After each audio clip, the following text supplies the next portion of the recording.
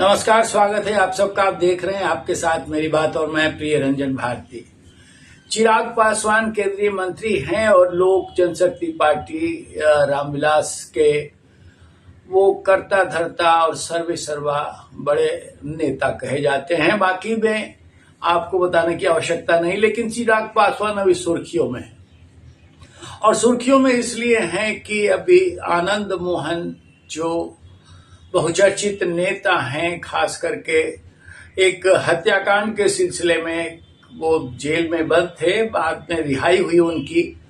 वो उनको उनके बातों को लेकर के और उनके पुत्र विधायक चेतन आनंद की बयान को लेकर के सुर्खियों में है। विषय सुर्खियों का अभी हाल में हुए उपचुनाव है और चुनाव खास करके जीतन मांझी की छोड़ी हुई सीट इमामगंज, जहां से उनकी पुत्रवधू दीपा मांझी चुनाव जीत करके फिर से विधानसभा पहुंची है। वो चुनाव प्रचार में नहीं गए और दीपा मांझी के समानांतर जो प्रशांत किशोर की जन सुराज पार्टी थी, उसके डॉक्टर जितेंद्र पासवान उम्मीदवार थे।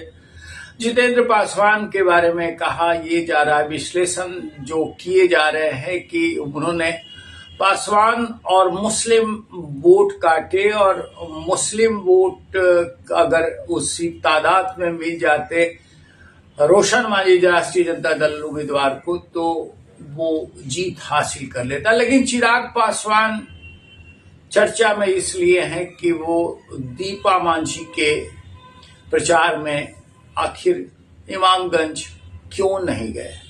और ये सवाल मैंने नहीं उठाया, ये सवाल जनता दल यूनाइटेड के कायदे से तो कहा जाए तो अभी सत्तारूढ़ दल के सदस्य नहीं है, लेकिन आनंद मोहन के पुत्र और विधायक चेतन आनंद ने ये उठाया।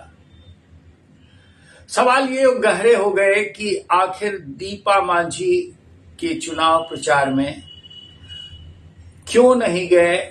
इमामगंज सीट जिस पे ये कहा जा रहा है कि जितेंद्र पासवान प्रशांत किशोर की पार्टी, जिन्हें 37,000 से अधिक वोट मिले, वो पासवान के वोट थे और वो एनडीए में जा सकते थे।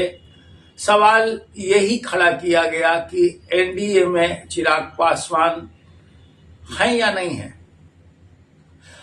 अब इन सवालों के जवाब में बहुत छिया लेदर यानी आरोप प्रत्यारोप का दौर चला है।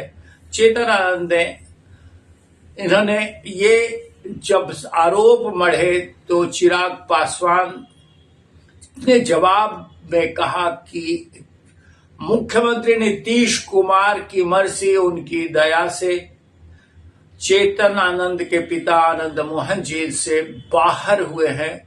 वो ये बड़े अधिकारी के हत्याकांड के सिलसिले में जेल थे, लेकिन उन्होंने एक लंबी अवधि तक जेल का प्रवास काट लिया था, इसलिए उनकी रिहाई की गई, कानून में संशोधन किया गया था। इस बात को चिराग पासवान ने डंके की चोट पर कहा। लेकिन ये सवाल तो खड़ा होता ही है कि आखिर चिराग पासवान एनडीए में रहते हुए एनडीए के प्रचार में क्यों नहीं गए। ये सवाल पहले भी उठते रहे हैं और कुछ दिनों पहले तक ये सवाल भी उठे थे कि इन्होंने एनडीए के मंत्रिमंडल का सदस्य, एनडीए सरकार, नरेंद्र मोदी सरकार के मंत्रिपरिषद का सदस्य होने के बावजूद सरकार के स्टैंड का विरोध करना क्यों शुरू किया था। हालांकि इस पर चेक एंड बैलेंस जब हुआ तो वो फिर शांत हुए। उन्होंने कई सवाल गहरे उठा दिए थे। चिराग पासवान अपने मर्जी के मालिक हैं। कोई भी नेता अपनी मर्जी का मालिक होता है, लेकिन चिराग पासवान की जिस तरह की शोहरत रही है, उस लिहाज से ये बात मीडिया में सुर्खियों का विषय रहती है कि चिराग खास करके एनडीए में रहते हुए भी अपने बड़बोलेपन के लिए चर्चित हैं और कभी भी ये किसी भी तरह के दबाव की राजनीति करने में माहिर हैं। लेकिन फिलहाल ये जो सवाल तैर रहा है, इसके जवाब अभी भी नहीं मिल पाया है।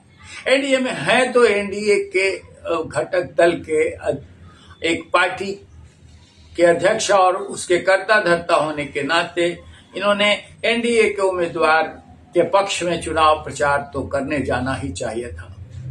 अगर चेतन आनंद मोहन के पुत्र और विधायक, हालांकि वो आरजेडी से जीते थे, लेकिन जब सत्ता के अदला बदली यानी नीतीश कुमार ने पाला बदलकर एनडीए का दामा थामा, तो उसमें बहुमत परीक्षण के दौरान नीलम देवी सहित कई चेतन आनंद जैसे विधायक वो विपक्ष का दामन छोड़ करके सत्ता पक्ष में आ गए थे। हालांकि ये सवाल अभी भी तकनीकी तौर पे उठ रहा है और विधानसभा के लिए ये बड़ा विषय है कि तकनीकी तौर पर जो किसी दूसरी पार्टी का सदस्य है वो पार्टी के फेरबदल करने के बाद उसकी वैधानिक सदस्यता नहीं रहनी चाहिए। वो अभी भी सदस्य कैसे बने हुए हैं, विधानसभा की सदस्यता उनकी कायम कैसे है, लेकिन ये सवाल दूसरा है।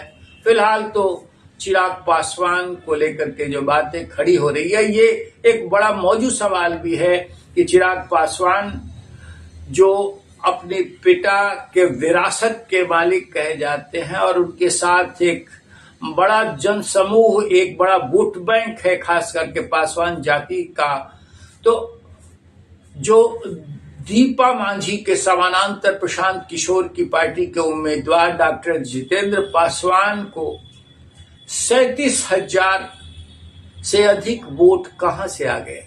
क्या पासवान समाज ने दीपा मांझी को वोट न करके डॉक्टर जितेंद्र पासवान के पक्ष में मतदान किया?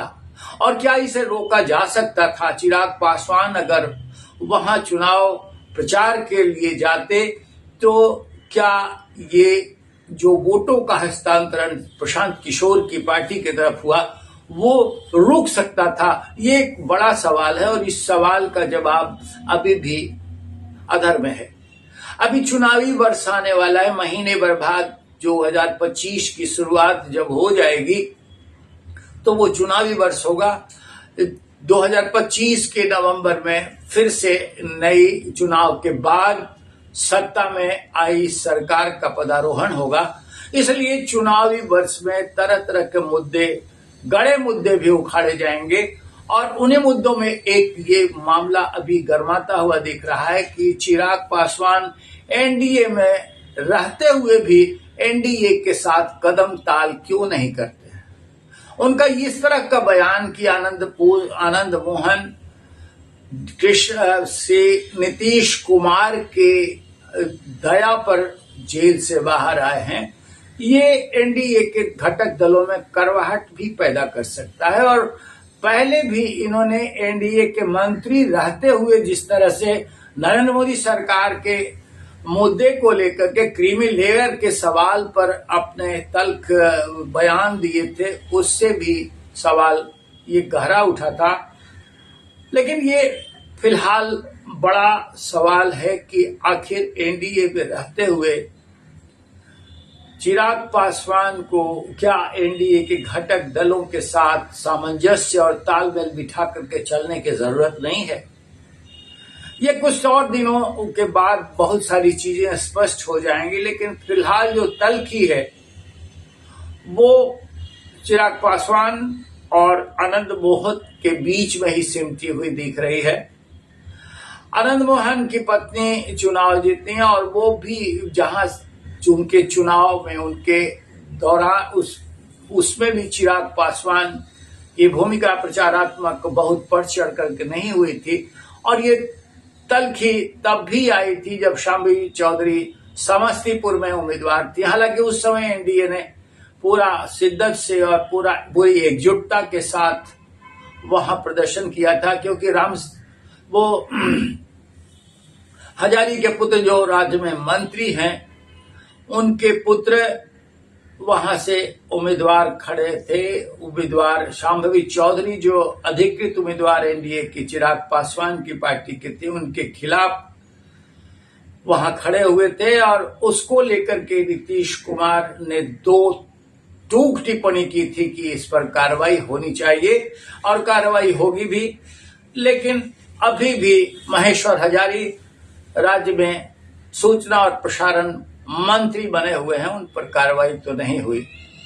ये अलग विषय है। और फिलहाल चिराग पासवान सुर्खियों में हैं और चिराग पासवान को जो जिस तरह से सवाल उनके सामने खड़े किए गए हैं उसका निराकरण तो उन्हीं को करना होगा।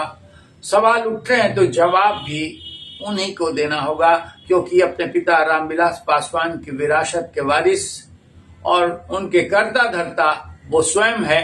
आज उनकी पार्टी का स्थापना दिवस है, आज उनकी पार्टी के जश्न का दिन है। इस दिन ये सवाल मीडिया में सुर्खियों के बीच बना हुआ है और ये सवाल तब तक उठता रहेगा जब तक वो इसकी गंभीरता से इसका जवाब नहीं दे देते हैं। आप हमारे विश्लेषण पर सहमत हों तो अपनी राय हमें कमेंट बॉक्स में लिख भेजिए और साथ साथ आपसे बार बार एक ही आरजू मिन्नत करता हूं कि आप बने रहिए हमारे साथ, देखते रहिए आपके साथ मेरी बात। मिलते हैं फिर, नमस्कार।